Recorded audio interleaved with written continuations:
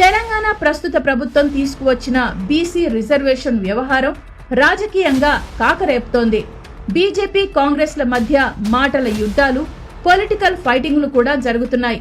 మరోవైపు దీనిని ప్రతిష్టాత్మకంగా తీసుకున్న సీఎం రేవంత్ రెడ్డి ఢిల్లీలో ధర్నా చేసి మోడీపై నిప్పులు చెరిగారు. కీలకమైన బీసీలకు 42% రిజర్వేషన్ కల్పించే ఈ బిల్లు వ్యవహారంపై ప్రధాన ప్రతిపక్షంగా బీఆర్ఎస్ అధినేత ఇప్పటి వరకు స్పందించలేదు.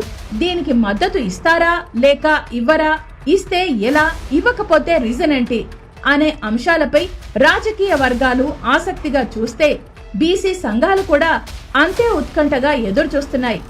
అయితే అధికారంలో ఉండగానే కేసీఆర్ బీసీలకు చెప్పకుండానే న్యాయం చేశారు. కుల వృత్తులకు ప్రోత్సాహకాలు ఇచ్చి ఉపాధి చూపుతూ ఆదుకున్నారు. అతని కేబినెట్ లోనూ బీసీలకు సముచిత స్థానం కల్పించారు.